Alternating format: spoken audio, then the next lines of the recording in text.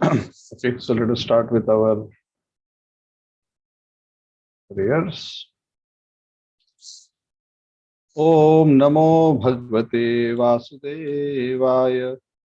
Om Namo Bhagavate Vasudevaya. Om Namo Bhagavate Vasudevaya. Narayanam Namaskritya Naram Chaiva Narottamam Devim Saraswatim Vyasam Tato Jayamudiraet. नष्टप्रायेषु भद्रेषु नित्यं भागवत सेवया भगवती उत्तम श्लोके भक्तिर्भवति नैष्ठिकी कृष्णाय वासुदेवाय देवकी नंदनाय च नंदगोपकुमाराय गोविन्दाय नमो नमः। ओम अज्ञानतिमिरान्धस्य ज्ञानाञ्जनशलाकया चक्षुरुन्मिलितं येन तस्मै श्रीगुरवे नमः।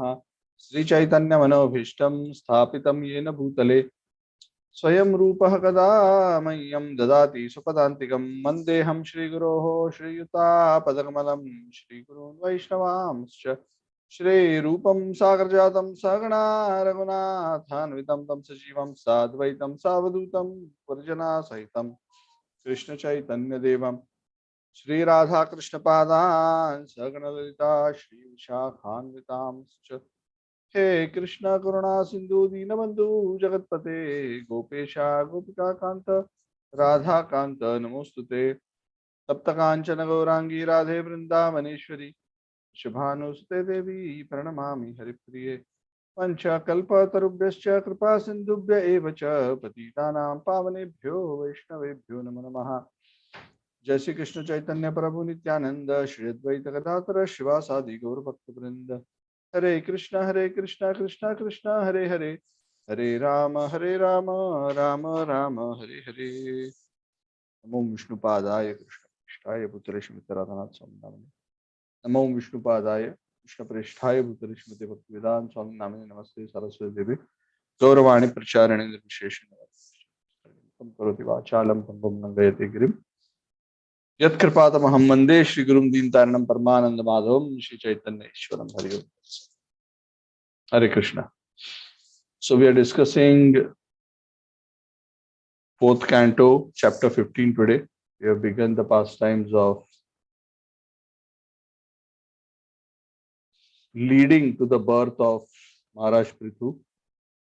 In fact, today's chapter is entitled King Prithu's Appearance and Coronation. So the chapter is not a very long chapter. This particular chapter is around 26 verses.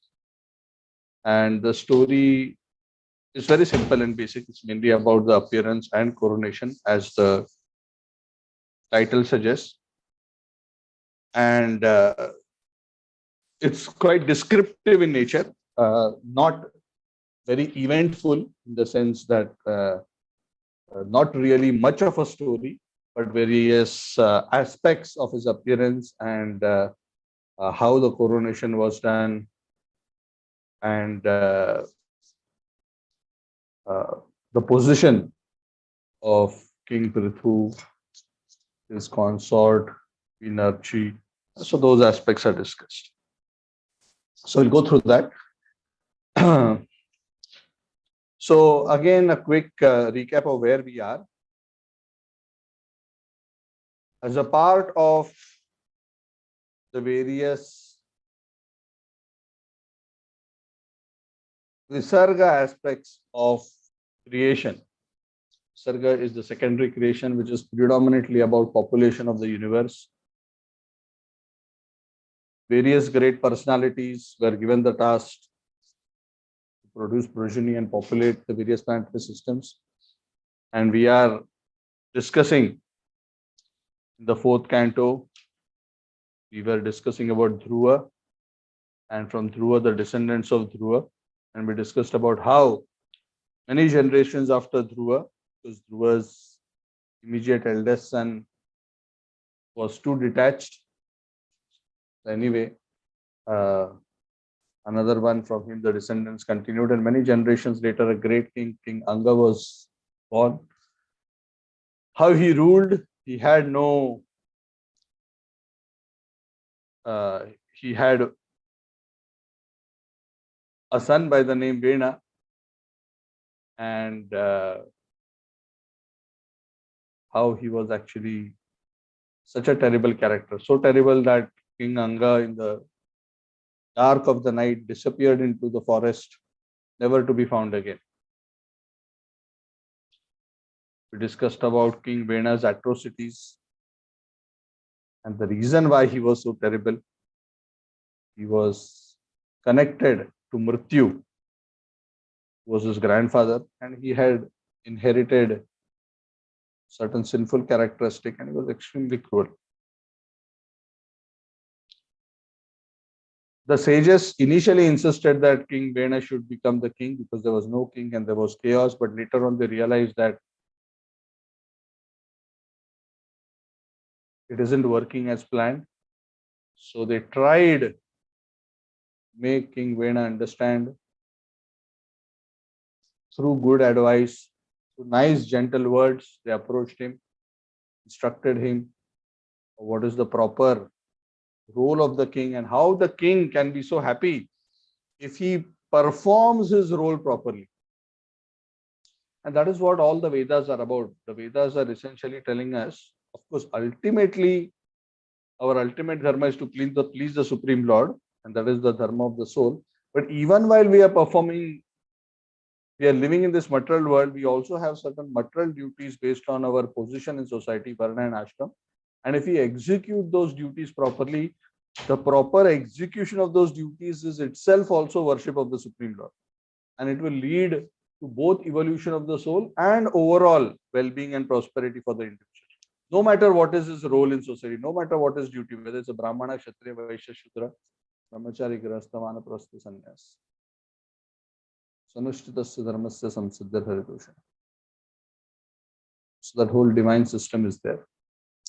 And basis that same principle, the sages were trying to instruct in vain that you are collecting taxes, you're collecting taxes.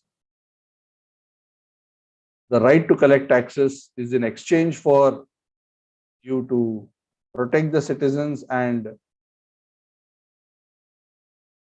create, nurture, and protect an environment where dharmic activities can be performed. But you are not doing that, otherwise, you will suffer. So anyway, they made a lot of detailed arguments. We discussed that in great detail.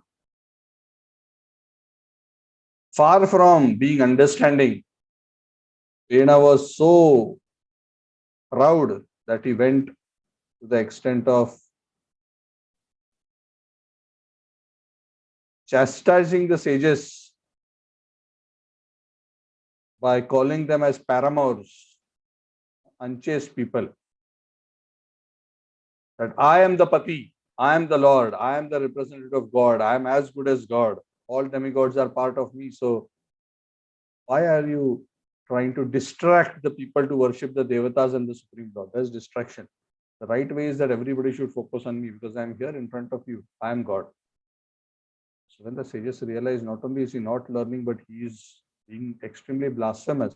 See, when the king starts making these kind of statements, that is extremely dangerous. Because when a leader starts making grossly adharmic statements which deviate one from the real import of religion, that becomes very dangerous when leaders do this. Because whatever a leader does, the common man follows. Yadyad acharati shreshthas tadevetaro jana sayat pramanam kurte janastad anvartas. Appalled, angry, furious to the point that they decided that this has gone too far, this is irreparable, let us finish him off. And just by their hunkar, they didn't have to take weapons in their hand. Just by the sound of hunkar, they burnt him to, they didn't burn him, sorry. They killed him instantly. Exactly how that works is not explained, but somehow through an intense vibration, somehow caused his bodily functions to be suspended and he collapsed dead. And then again, the chaos which they were originally trying to prevent again came up. And in due course, the sages, after reflecting and discussing, finally came Sunita, the mother of Vena, and again discussed. And Sunita had preserved the body of Vena all this while with herbs and mantras. So this kind of a technology of what we call as mummification existed and bodies were preserved for a long time. Of course, the general practice is obviously to burn the body immediately. That is desirable. But in certain situations, if the situation warrants preservation, the knowledge was there, the civilization, from a chemistry perspective as well as a mantric perspective, to know how to achieve that result. So his body was being preserved. It's not quite mentioned how long was the time which elapsed, but I'm assuming it would have been at least possibly even a few months. So the proposal from the sages was, let us, this race of King Anga, this dynasty, this bloodline, so to say, actually very extraordinary. Extraordinary because the kind of bodies it is producing, the genetic material is so wonderful. So it is producing great, powerful kings, and it is also producing very great devotees of the Lord. So why waste that? And that genetic material is still available. Anga has gone, but it's still available in the form of King Vena. So they decided that let us see whether we can create another human being through some special technology from the body of Vena. So they took permission, they took the body and they churned the thigh of Vena. And we discussed this in the last class, how Bahuka was created, and that Bahuka was actually quite a terrible living entity. He was dwarf-like, deformed, not very well developed arms and legs. He was short, he was black like a crow, he was sinful and attached to sinful behavior, and he was labeled as the leader of the Nishadas, the sinful people, those who are inclined to sin. Now we stopped the discussion of the pastime at that point in time. Now some of you may be wondering that they wanted a wonderful genetically born soul from this dynasty, and how come this Bahuka, who was so terrible, came about? He glorified so much about the genetics, and what happened? Why the first project was a failure? So the answer to that question is, and it will be revealed soon, that actually it was not a failure. What was done very deliberately by the sages. And what the sages were trying to do is that because in the genetics of Vena,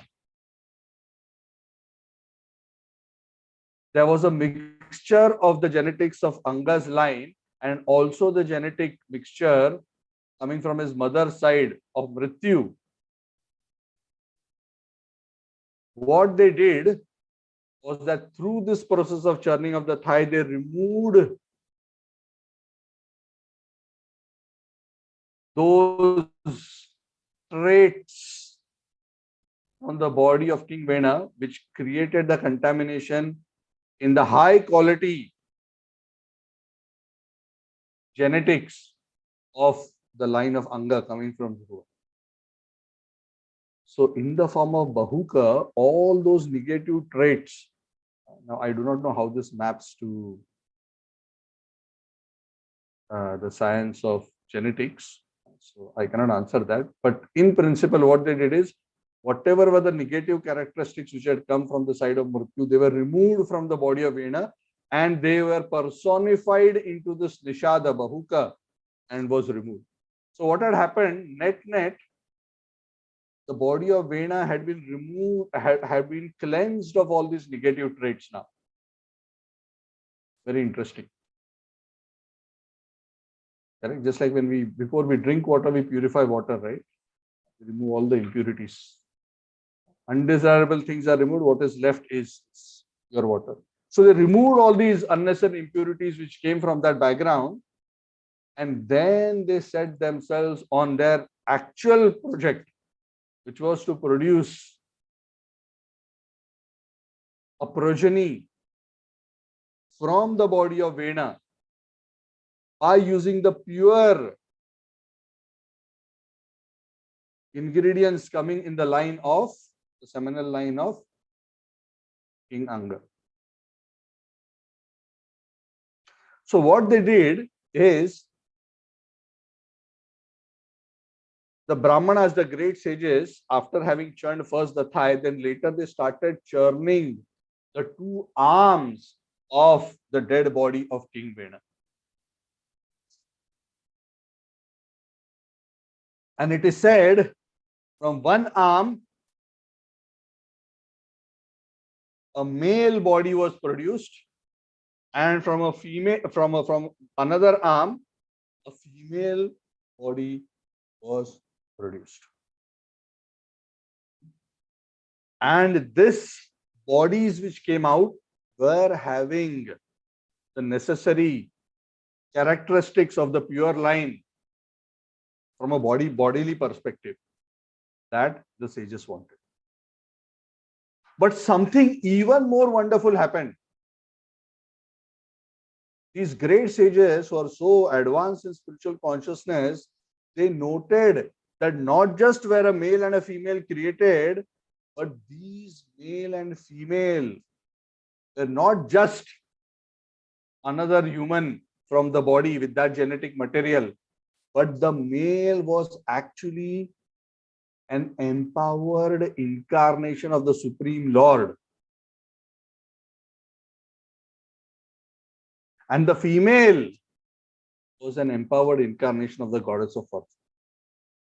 So what actually arose from the arms of Vena was an incarnation of Vishnu and an incarnation of Lakshmi.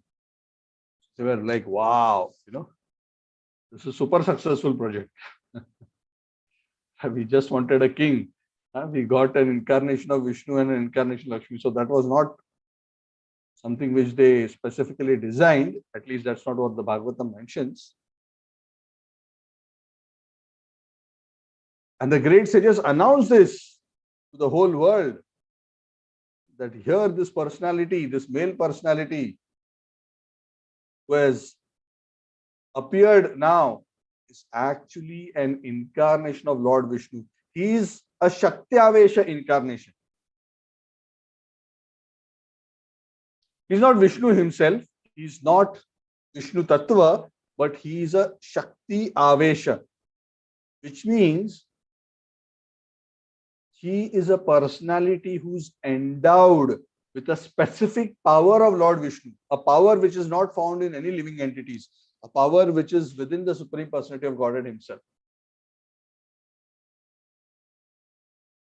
Now, in the science of incarnations, there are many categories of incarnations, 6 prominent ones, out of which some are directly the Lord's forms.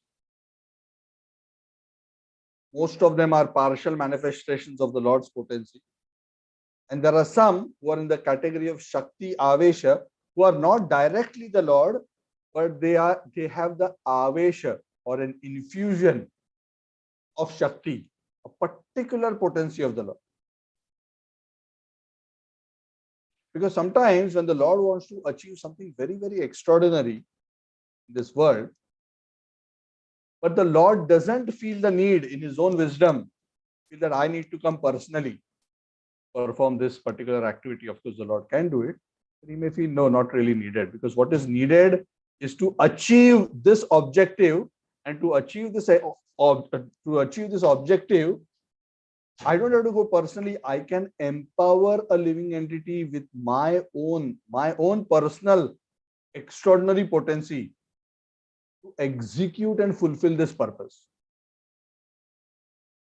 Because normally a living entity would not be able to develop the potency in that particular department to an extent that is sufficient to achieve the purpose that the Lord wants to achieve. So the Lord takes this path. Instead of coming himself, he infuses into a suitably qualified jiva, usually a great devotee of the Lord. He will infuse that particular Shakti and empower that jiva to act as his empowered representative for that particular extraordinary power, Vibhuti, Shakti. And there are many such incarnations of the category of Shaktyavesha. Anybody here remembers any other Shaktavesh incarnations? Parshuram, is it? Parshuram also, yes, who had the specific power to the Daman of the demoniac. Yes. Vyasdev also a Shaktavesh incarnation. Who? Vyasdev, Maharishi Vyas.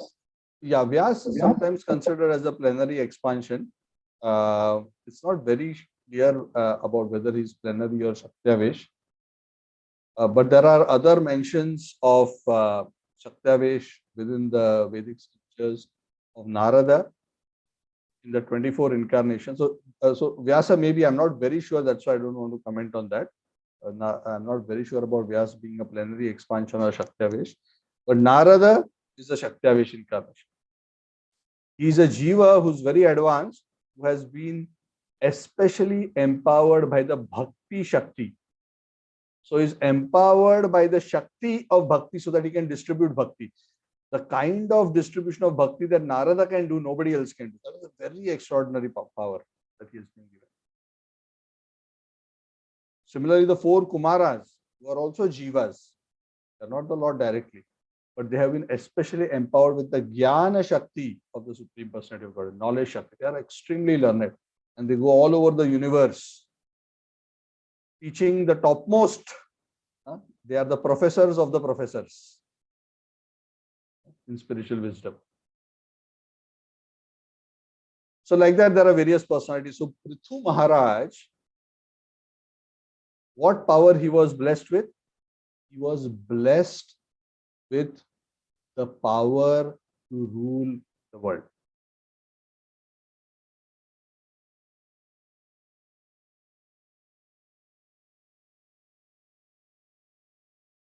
Lord Vishnu maintains the whole world. Lord Vishnu is the ultimate Palanhar, as we call it. He's the maintainer. And the king's job, function in this world, is on behalf of Lord Vishnu, act as a Palanhar. Lord is Vishwambhar. He's the one who nourishes, maintains the world. The king is supposed to be his representative in performing the same function. But until that point, there was no such extraordinary example who would set the template and the standard for governance. Because up until that time, even though that kind of emperor rule was there, but it seems that there wasn't a very organized official governance. That's how it seems. And why am I saying that? Because the Bhagavatam very clearly says, and the sages go on to say, that this Maharaj Prithu is going to be known as the first king, Prathama Radnya. First king. You say, oh, first king? And was King Anga, King Vena, not kings? What about Dhruva? Yeah, they're all kings. But in the earlier kings, society was not as well organized. And what this means, we will discuss how well King Prithu organized society. And we will discuss that as we proceed. But for now, just understand this point, that the first formal king who properly set up a governance system is King Prithu. And he was specially empowered by Lord Vishnu to do this. So he took this opportunity, and this pastime happened of creation of these bodies from the body of Vena to incarnate. And the sages glorified. Wow, yes, here is Lord Vishnu and here is his personal energy. And the sages announced, this person's name is Prithu. This male, he will be the first amongst the kings. And he will spread his reputation all over the world. And this beautiful lady who has beautiful white teeth, and she has such beautiful, exquisite qualities. And she's so beautiful, that she is causing the ornaments on her body to become beautiful by being on her body. That's how beautiful she is. Her name will be Archi. And in the future, she will accept, Lord, Vishnu in the form of King Prithu as her husband. So both Lakshmi and Vishnu appeared together. So even though in one sense they appeared from the body of Vena, because they both appeared as incarnations, the Lord and his power are not separated. So they are a very unique case of husband and wife by the Lord's arrangement are arising from the same body. Of course, it was a very different kind of a birth situation. So sometimes some people will say, oh, they were brother and sister. But no, because their eternal relationship is the Lord and his energy. Even though they appeared in that particular way through the churning process, their eternal relationship is that of Lakshmi Narayan. And that is why they soon got married. So the Lord has appeared, the sages announce, to protect the people on this world. And as they were announcing like this, even the residents of Gandharva Loka and others were starting to glorify because the news spread. And everybody understood that, yes, the Supreme Lord has incarnated through this Shaktyavesha incarnation. The inhabitants of Siddhalok were showering flowers from the heavens. Many of the denizens were blowing conch shells and bugles and drums and kettle drums. And the Pitris and the Devatas and the sages from the heavenly planets also came to the earth to see this amazing special event of the appearance of the Lord. Lord Brahma appeared there, accompanied by all the Devatas. Because Brahmaji wanted to confirm. Everybody is saying, sages saying incarnation of the Supreme Lord. Now, the important thing about Vedic tradition is we don't accept an incarnation just because somebody announced. Because in Kali Yuga, this is a very dangerous thing. Many people like to think of their guru, the founder of their institution, as an incarnation.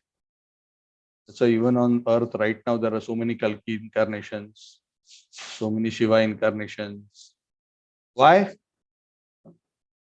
Because I got that vision in a dream, or he showed me his form, or he said so, whatever the reason be. Why the hell should I believe you?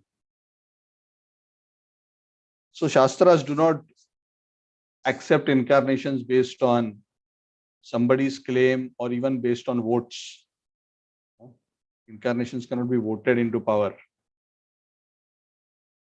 especially in Kali Yuga, where truth itself is very sparse, very hard to find.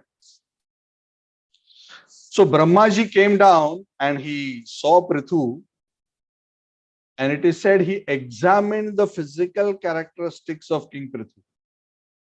Because the Shastras say that whenever an incarnation of the Lord appears, there are certain specific personal characteristics on the bodily form of an incarnation which distinguish that particular personality as an incarnation of the Lord.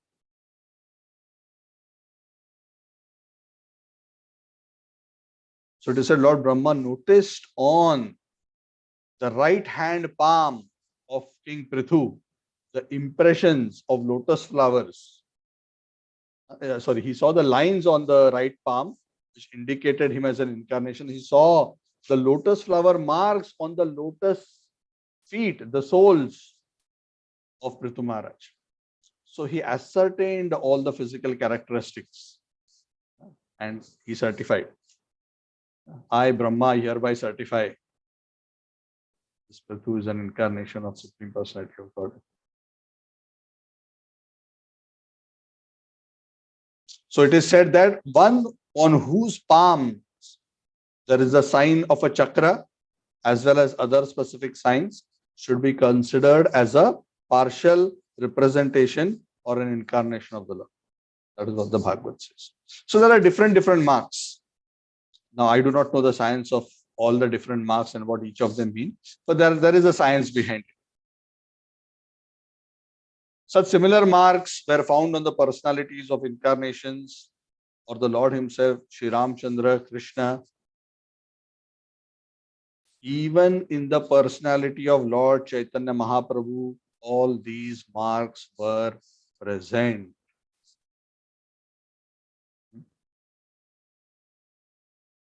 So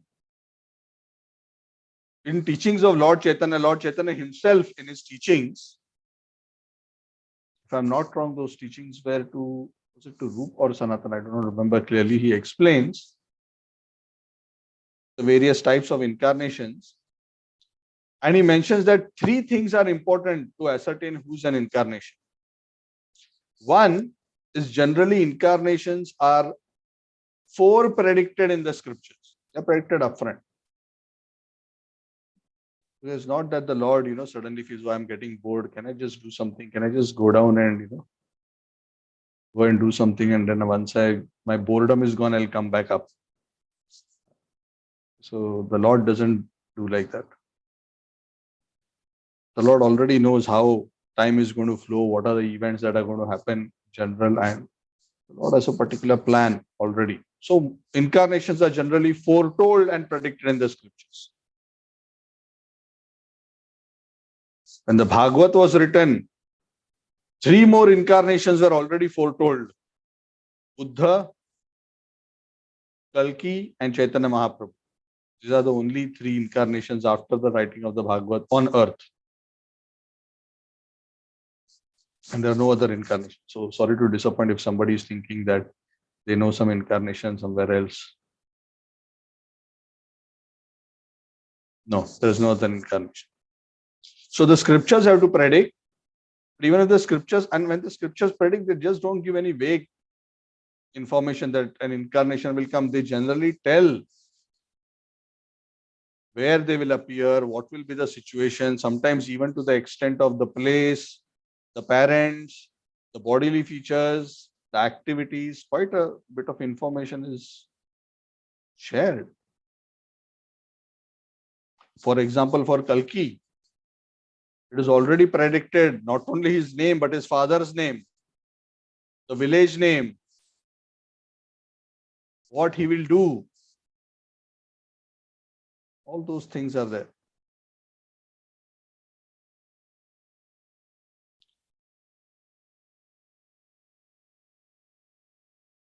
So 3 things: prediction in the scriptures, physical marks on the body in various ways, and the performance of extraordinary activities. So all these 3 need to be correlated to establish somebody as an incarnation. So we do not accept just because somebody is a great saint. The tendency in Kali Yuga is everybody who thinks of their saint as an incarnation of God. They like to think like that. And especially because of the rampant spread of impersonalism, sometimes even the gurus, they don't see any harm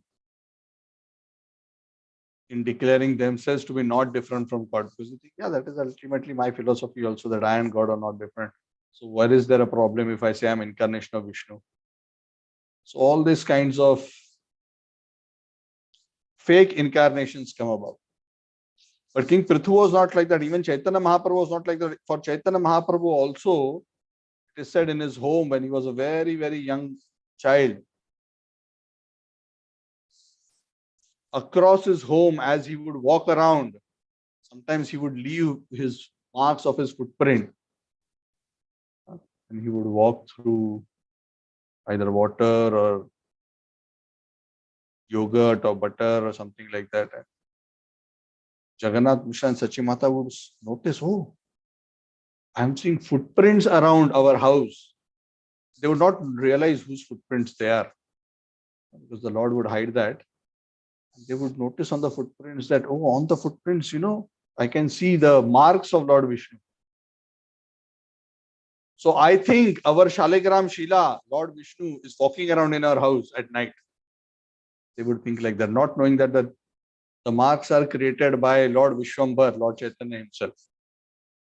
So the Lord displayed all these. So we are not accepting Lord Chaitanya as God simply because, he is in our parampara. So yes, let us make him our God. It's not. We have scriptural backing. we have physical science, we have the movement that he has created.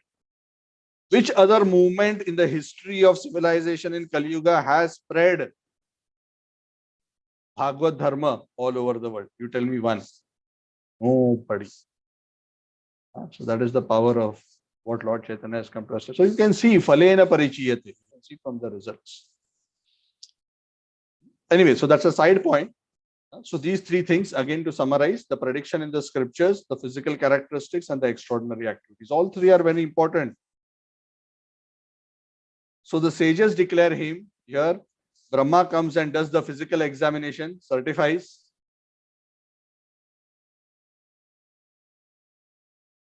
And then they all decided, yes, our experiment is successful, super successful. This Prithu Maharaj must now be installed as the king of the whole world. So let a huge coronation ceremony be arranged for the coronation of Prithu Maharaj. So grand coronation. And if you can imagine, I mean, if the Devatas had already come down as he appeared, you would have imagined that, this coronation was not an ordinary coronation. It was a huge ceremony and celebration. Practically the whole universe was involved. Bhagavatam goes on to the point of saying, everybody came to give gifts to the king, including rivers, seas, hills, mountains, serpents, cows, birds, animals, heavenly planets, and all kinds of living entities. So everybody wanted to offer something to King Prithu. It was not mentioned in detail here how each of these came and offered, but in some form they came to serve Maharaj Prithu. So on the day of coronation, Prithu Maharaj was very exquisitely dressed. Beautiful ornaments, beautiful dress. He was sitting on the throne with his wife Archi, who is the partial incarnation of Lakshmi Devi. So she was also a partial incarnation. Again, meaning she's a living entity, but specially empowered by the potency of Lakshmi Devi. And she was shining. It is said she looked like fire.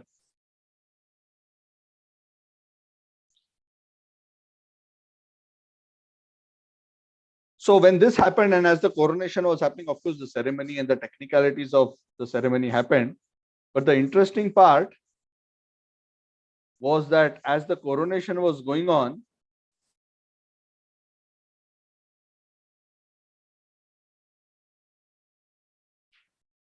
all the great devatas also appeared to give various gifts to the Supreme Personality of God in the form of Prithu Maharaj.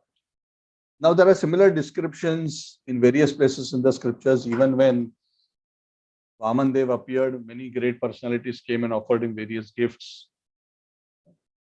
When Krishna appeared, they didn't give him gifts because he had a particular pastime to perform, but all the devatas appeared and offered prayers within the prison house of Kamsa. So here, all the various devatas appeared. So I'm going to just summarize. There are almost 7-8 verses describing who gave what. So gift list. So we'll spend some time discussing the gift. This is always a very interesting part. Who gave whom? So whenever we have a party, this is what we are interested in, right? When I was a child, the most interesting thing about the birthday is who has given what in the gifts. And we usually rate our friends based on how much we like the gift that they give us. So like that. So anyway, here the purpose of the gifts was different. So the various great personalities gave gifts to the Lord, both to offer worship to the Lord, to honor him, and also gave him a gift befitting his position, both as an incarnation of the Lord and as a personality who has been predicted to be the first king and who's going to rule the earth. So they gave various of these gifts, keeping that in mind. So some of the gifts were opulence, because the king also needs to have extraordinary opulence, and some were actually relevant to his specific role as the king. So let's see. Kuvera, it is said, gave him a beautiful golden throne. Varuna loves to give umbrellas. because he's water god. I'm assuming because of that, he loves to give umbrellas. He gave umbrella even to Vamandev. But in this case, he gave a very special umbrella, it is said. It is said the umbrella looked like the moon, but from the umbrella, there were beautiful spray of water, tiny droplets of water should get sprayed from the sides of the umbrella. So as I was reading this, I was reflecting, yeah, nowadays we have these kind of canopies, right? Which have some water sprinklers on the top, which create a mist of water to create a very cool, pleasing environment around. So something like that. Of course, I do not think Varuna's umbrella was mechanized with water pipes and sprays. It was probably a subtle divine instrument, but essentially looks like it was serving a similar purpose. And it is said to be brilliant like the moon. Vayu gave two chamaras. Dharma gave a flower garland, Maharaj Prithu, and it is said the flower garland was such that it would expand his fame.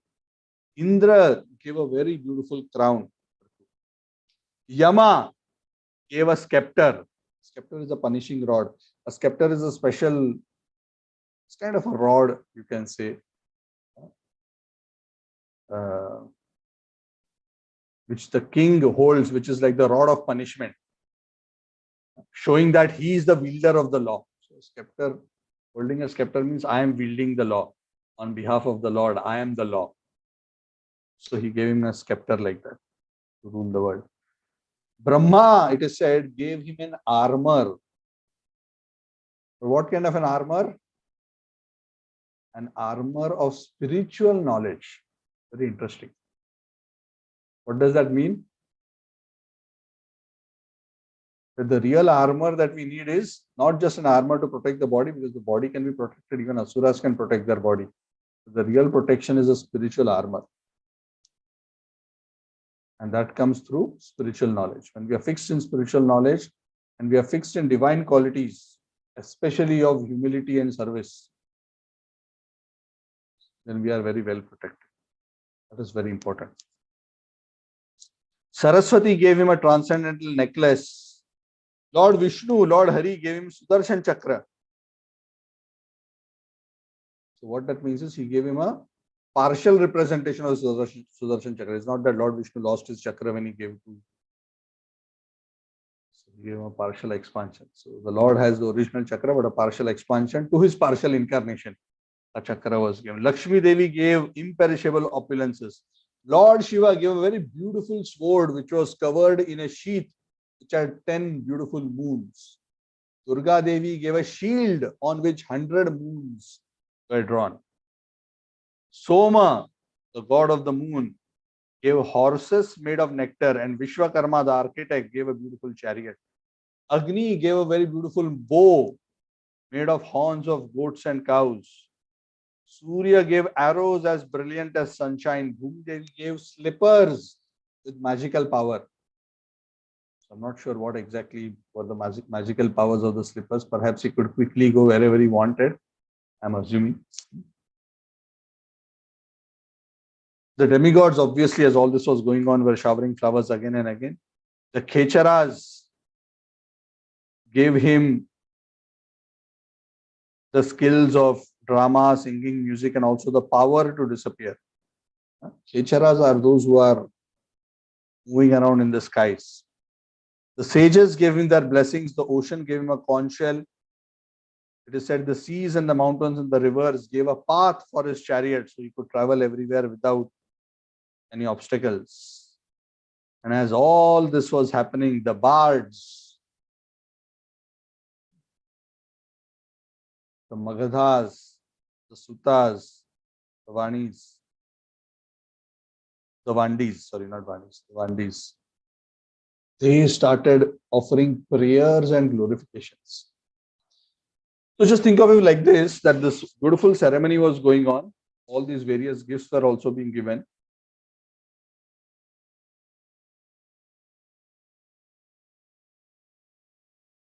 And as all this was happening in ancient times, there are certain The king's court also have certain special category of singers who are especially trained to sing not just as a singing performance, but their singing is focused on glorifying the king. So when the king comes in, they will sing a song glorifying the king's qualities and attributes. Just before the court starts, they will, so they create a wonderful aura of the king's super excellence, his power, his position, his feats. So they are like the king's PR department, so to say. Marketing, PR, branding department. Modern terminology. So there were certain castes who would typically do this in ancient times, and they are known as the Magadhas, the Sutta, and the Vande. And they were starting to glorify him, saying many wonderful things about that you are so great, this, and you are this, you are that, and you'll do this, and you'll do that. And as Maharaj Prithu, the Bhagavatam says, as Maharaj Prithu heard all this, typically if we are glorified, we'll be very excited and happy. Wow. Carry on. That's our continuous endeavor, right? That's the whole idea of posting on Facebook, Instagram, LinkedIn, wherever we post, whatever we post. Most of the times, it is about showing how wonderful I am, how happy I am, how successful I am, how beautiful I am, how opulent I am, how I'm enjoying life to the best. Of course, we do it for ourselves most of the time.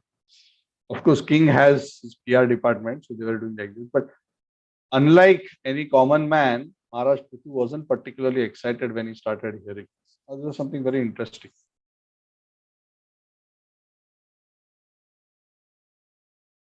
So even though he looked at them and smiled at them, Maharaj Prithu, and he smiled at them because he appreciated their sincere gesture to glorify him.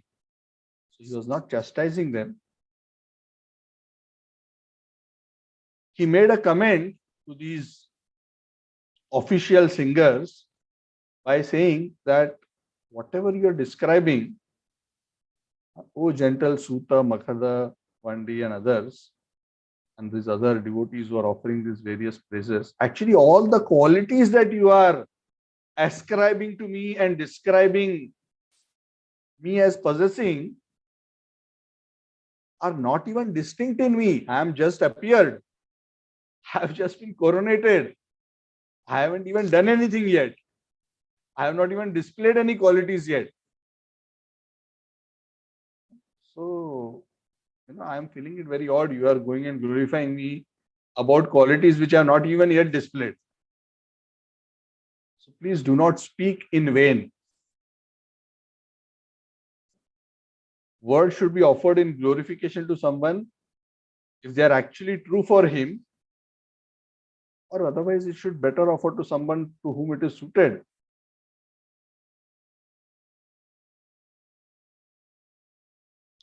So, the Suttas and the Magadhas, even though the Bhagavatam doesn't say it like that, Acharya says that they were commenting that, oh Lord, no, oh great king, yes, you may not have displayed these qualities yet, but they are going to be true in the future. Because as Brahmaji and the sages have said, you are an incarnation of the Lord. And these are the predictions about your qualities and your activities in the future. So because the sages, the scriptures, Brahmaji and the Devatas have predicted, these are bound to come true. And hence we are singing upfront, even though these qualities have not been displayed, because we are sure they are going to be displayed. Because you are an incarnation of the Lord. How can it not happen? But Maharaj Prithu was not too happy to hear this comment. No need. You can glorify me when I display them in the future. This is a very odd thing. Somebody is not, and this is why, and of course, even though the argument of the bards was in one sense correct, Maharaj Prithu was taking a very humble position. He was not positioning himself as an incarnation, but he was trying to set the right example of behavior for a king. So he says, you glorify in the future when these activities actually become manifest, and also better you glorify me not in my presence. I don't like to hear my own glorification. Another very wonderful quality. A devotee doesn't enjoy being glorified. In fact, for those who are actually advanced, when they are glorified, they actually become pained to hear their glorification. How many of you feel pained when you hear your glorification? Anybody feels pained? So it is said that those who are very advanced feel themselves pained to hear their glorification. Sometimes I see some very senior devotees. I have observed that this sometimes with the personality of my spiritual master. So they are glorified. They feel as if they are being tortured with praise. And they quickly change the topic to something else. Because to hear their own glorification is painful.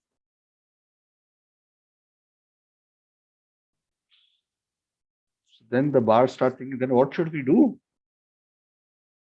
Huh? If we should not glorify you and do this, and you don't want us to glorify you in your presence, then what should we do? The bards were thinking like this. And sensing that this is what is going in their mind, and because they are supposed to glorify someone,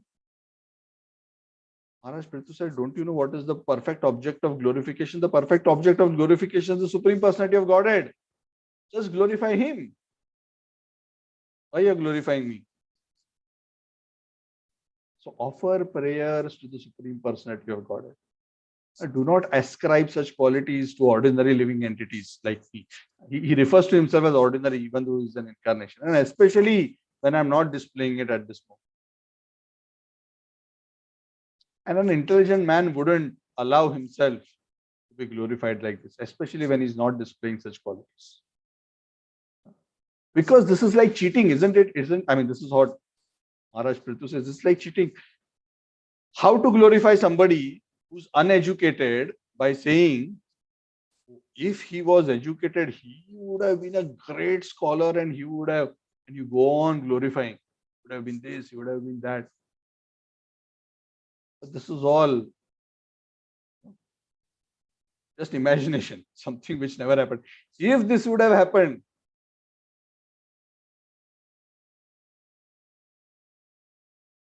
and oftentimes we also get into this kind of mental traps, isn't it? Only if this would have happened, by now I would have been this, by now I would have been that,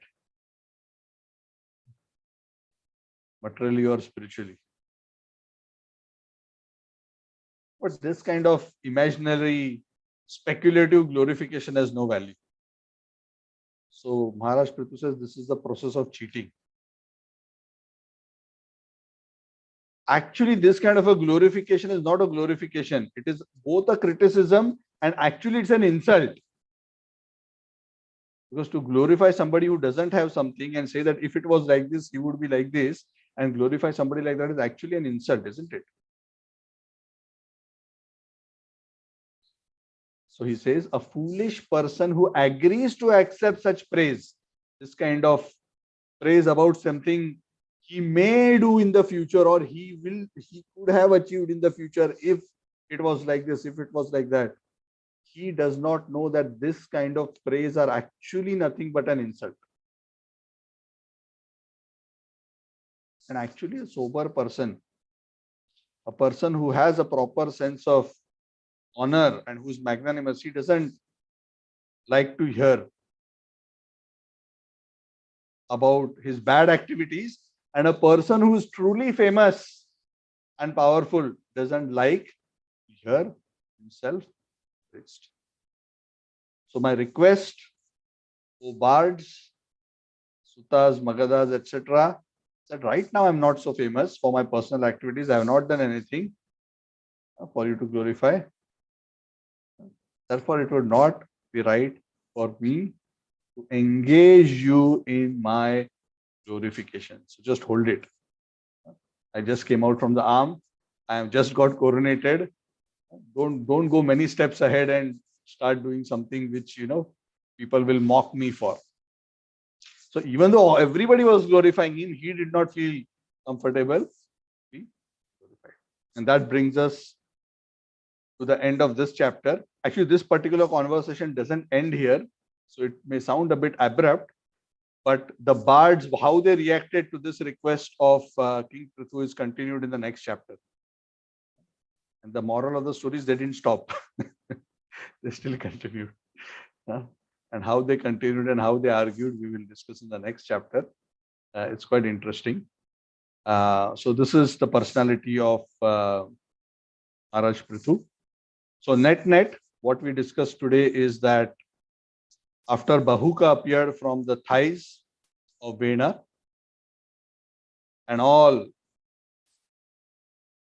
the impurities from the body of Vena were removed by that churning process, then the churning of the arms was performed by the sages, and from the arms, two beautiful forms were produced, one male, one female. The male form was an incarnation of the Supreme Personality of Godhead. The female form is a Shaktavesh incarnation of the goddess of fortune. The sages announced that the male form is Prithu, and he has been empowered with the potency to rule the world. And the female was named Archi. They were eventually married, and they were found suitable to take over the kingdom of King Anga, because nobody was ruling. And they also understood that he is the personality who's supposed to establish the first proper governance in this world. Brahmaji came, examined his personal physical characteristics, and also endorsed him as an incarnation of the Lord. A coronation was performed. All the great devatas from all over the universe came and gave very wonderful gifts. And everybody accepted him as the emperor of the world. And also the bards and the royal singers were glorifying him like anything. But he was so gentle and humble that he refused to accept it, saying that I have not even displayed any of these qualities. You may glorify when it happens, but that too not in my front. Because this kind of a glorification is false. It is actually like a criticism, and it's also like an insult. So please do not do like this. And I particularly, I also am not interested in hearing my own glorification. That's how he ends. So I'm opening up the floor for any questions. I think Amit asked something to me in the chat. What are bards you are referring to? Bards are these singers. So the word in English for the Sutas, Magadas is bard. Bard are those who are in the court who are assigned the duty to sing the glories of the king or to glorify the king in poetry or singing. Okay, Prabhuji. Thank you. Yes. Any questions or comments? Anybody wants to add anything? Hare Krishna, Prabhuji. What happened to Bahuka, Prabhuji? Bahuka was sent to the kingdom of the Nishad. So he continued. He was dismissed. So the Bhagavatam we discussed, right? He became the founder of the Nishada race, and the Nishads were given. They were not allowed to stay in the cities or the villages. They were banished to the hills and the mountains, and the forests, because they are addicted to unclean and sinful habits. So his descendants are the Nishada race. For example, Ekalavya is a Nishad, is a descendant from the Nishada race. And that is why, because of that kind of a line and habits, that was one of the reasons Dronacharya was not keen to give them the knowledge of weapons, because knowledge can be abused if one doesn't have the right character and mentality, which in due course was proved to be correct, because actually Ekalavya fought on the side of the Kauravas eventually, and he was killed in the battlefield of Kurukshetra. So he was from the Nishada race. So the Nishad is a race, they are descendants of Bahuka. Thank you, Prabhu.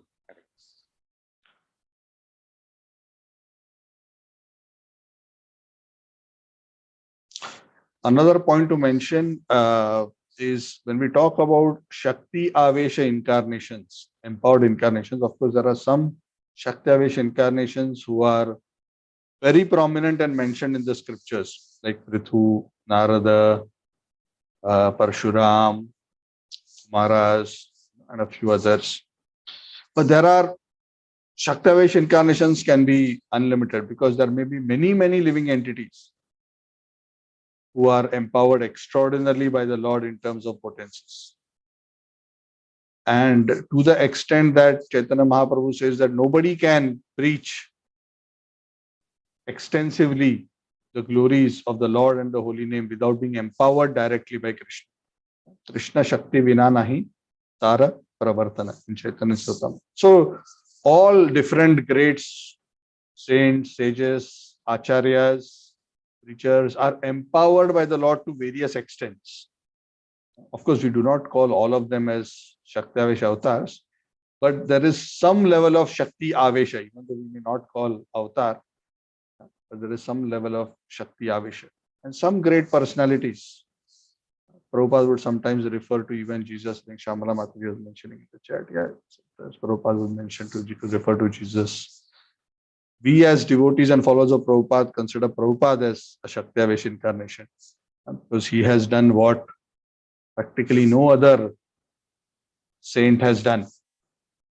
Of course, we respect all saints. We don't want to minimize anybody. But in terms of, not just in terms of number of followers is not the measure of potency. That way, all political parties have so many followers. What does that mean? That doesn't mean anything. We're talking about the potency to transform the hearts and convert sinful people into great devotees. That is how we are measuring.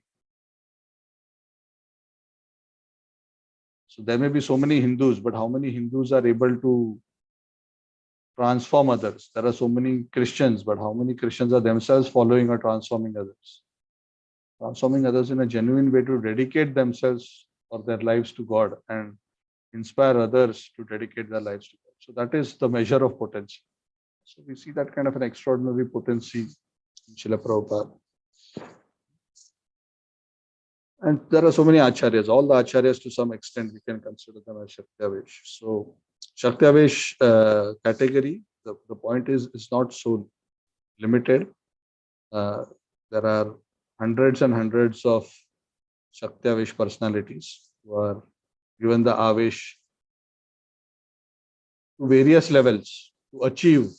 These are all special mission personalities. When the Lord doesn't come, but he wants to achieve something extraordinary, he sends a personality with a special power to achieve something very, very extraordinary. So just wanted to mention that as well. Okay, anything else anyone wants to share?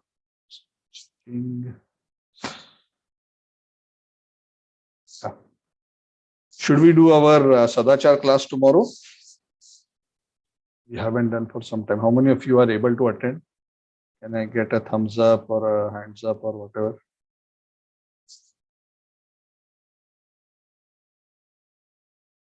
Three, 4, 5.